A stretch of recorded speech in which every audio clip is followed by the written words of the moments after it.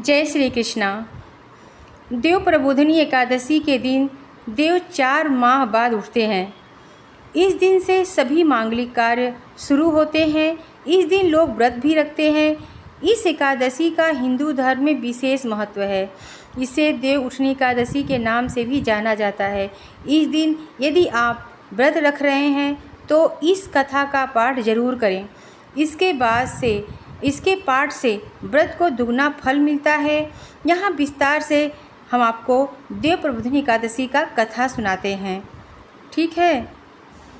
एक समय भगवान नारायण से लक्ष्मी जी ने कहा, हे नाथ, अब आप दिन रात जगा करते हैं और सोते हैं तो लाखों करोड़ों वर्ष तक सो जाते हैं। उस समय समस्त चराचर का नाश भी कर डालते हैं। अतः आप नियम से प्रतिवर्ष निद्रा लिया करें। इससे मुझे भी कुछ विश्राम करने का समय मिल जाएगा। लक्ष्मी जी की बात सुनकर नारायण मुस्कुराए और बोले, देवी, तुमने ठीक कहा है। मेरे जागने से सब देवों को और खास कर तुमको कष्ट होता है। तुम्हें मेरी सेवा से जरा भी अवकाश नहीं मिलता है। इसलिए तुम्हारे कथनानुसार आज से मैं प्रतिवर्ष 4 मास वर्षा ऋतु में शयन किया करूँगा। उस समय तुमको और देवगणों को अवकाश होगा। मेरी यह निद्रा अल्प निद्रा और प्रलयकालीन महानिद्रा कहलाएगी। यह मेरी अल्प निद्रा मेरे भक्तों को परम मंगलकारी, उत्सवप्रद तथा पुण्यवर्धक होगी। इस काल में मेरे जो भी भक्त मेरे शयन की भावना कर मेरी सेवा करेंगे और शयन और उत्पादक के उत्सव आनंद पूर्वक आयोजित करेंगे, उनके घर में मैं तुम्हारे सहित निवास करूँगा। देव प्रबोधिनी की एकादशी कथा। एक राजा के राज्य में सभी लोग एकादशी का व्रत रखते थे। वहाँ की प्रजा, नौकर चाकर से लेकर पशुओं तक को एकादशी के दिन अन्न नहीं दिया जाता था। एक दिन किसी दूसरे राज्य का एक व्यक्ति राजा के पास आकर बोला, महाराज, कृपा करके मुझे नौकरी पर रख लें। तब राजा ने उसके सामने एक शर्त रखी कि ठीक है, रख लेते हैं, लेकिन रोज़ तो तुम्हें खाने को सब कुछ मिलेगा, पर एकादशी को अन्न नहीं मिलेगा। उस व्यक्ति ने उस समय हाँ कर ली। पर एकादशी के दिन जब उसे फलाहार का सामान दिया गया तो वह राजा के सामने आकर गिड़गिड़ाने लगा, महाराज, इससे मेरा पेट नहीं भरेगा, मैं भूखा ही मर जाऊंगा, मुझे खाने के लिए अन्न दे दो। राजा ने उसे शर्त की बात यह याद दिलाई, फिर भी वह अपनी बात पर अड़ा रहा और अन्न छोड़ने को राजी नहीं हुआ। तब राजा ने उसे आटा, दाल, चावल आदि दिए। वह नित्य की तरह नदी पर पहुंचा और वहां स्नान कर भोजन पकाने लगा। जब भोजन बन गया तो वह भगवान को बुलाने लगा, अरे आओ भगवान, भोजन तैयार है। उसके बुलाने पर पीताम्बर धारण किए भगवान चतुर्भुज रूप में आ पहुँचे और प्रेम से उसके साथ भोजन करने लगे। भोजनादि करके भगवान अंतर्ध्यान हो गए तथा वह अपने काम पर चला गया। 15 दिन बाद अगली एकादशी को वह राजा से कहने लगा कि महाराज, मुझे दुगना सामान दीजिए। उस दिन तो मैं भूखा ही रह गया। राजा ने कारण पूछा तो उसने बताया कि हमारे साथ भगवान भी खाते हैं, इसलिए हम दोनों के लिए ये सामान पूरा नहीं होता है। यह सुन राजा को बड़ा आश्चर्य हुआ। वो बोला, मैं नहीं मान सकता कि भगवान तुम्हारे साथ खाते हैं। मैं तो इतना व्रत रखता हूँ, पूजा करता हूँ, पर भगवान ने मुझे कभी दर्शन नहीं दिए। राजा की बात सुनकर वह बोला, महाराज, यदि विश्वास न हो तो साथ चलकर देख ले। राजा एक पेड़ के पीछे छिप कर बैठ गया।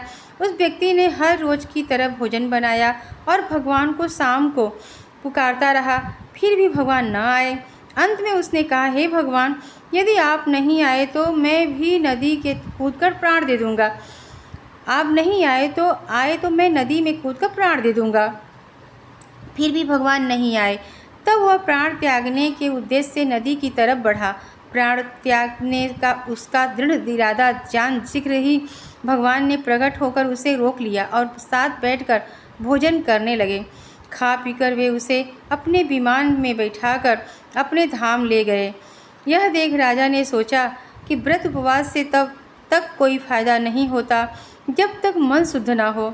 इससे राजा को ज्ञान मिला। वह भी मन से व्रत उपवास करने लगा और अंत में स्वर्ग को प्राप्त हुआ। देव प्रबोधिनी एकादशी की ये तीसरी कथा है। एक नगर में एक राजा था। उसके राज्य में सभी लोग बहुत सुखी थे। उस नगर में एकादशी को कोई भी अन्न नहीं बेचता था, न ही कोई अन्न पकाता था। सभी फलाहार करते थे। एक बार भगवान ने राजा की परीक्षा लेनी चाही। भगवान ने एक सुंदरी का रूप धारण किया तथा सड़क पर बैठ गए। तभी राजा उधर से निकला और सुंदरी को देखकर चकित रह गया। उसने पूछा, हे सुंदरी, तुम कौन हो और इस तरह यहाँ क्यों बैठी हो? तब सुंदर स्त्री ने बने भगवान बोले, मैं निराश्रिता हूँ। नगर में मेरा कोई जाना पहचाना नहीं है, किससे सहायता मांगी जाए? राजा उससे रूप पर मोहित हो गया। तब वह बोला, तुम मेरे महल में चलकर मेरी रानी बनकर रहो।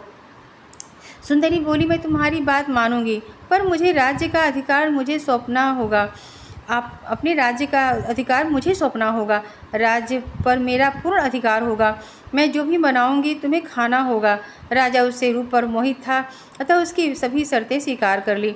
अगले दिन एकादशी थी। रानी ने हुक्म दिया कि बाजारों में अन्य दिनों की तरह अन्न नहीं बेचा जाएगा। उसने घर में मांस मछली आदि पकवाएं और परोस कर राजा से खाने के लिए कहा। यह देखकर राजा बोला, रानी, आज एकादशी है, मैं तो केवल फलाहार ही करूँगा। तब रानी ने शर्त की याद दिलाई और बोली, या तो खाना खाओ, नहीं तो मैं बड़े राजकुमार का सिर काट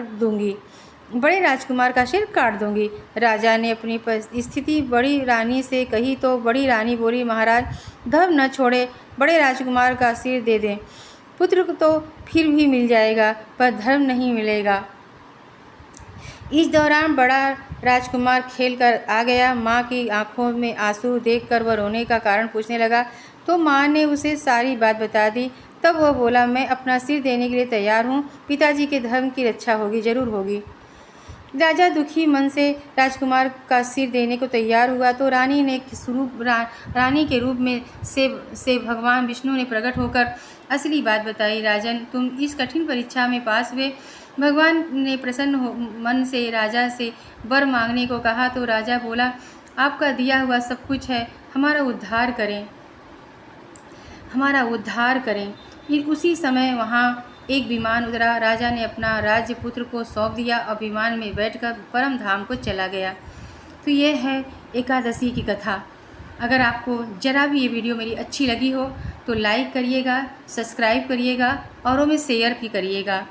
एकादशी की व्रत और कथा करने से हमारे जीवन में बहुत सारी चीज़ें ऐसी होती हैं जो संभवतः बदल जाती हैं, यानी हमारे जीवन में सुख समृद्धि का वास होता है।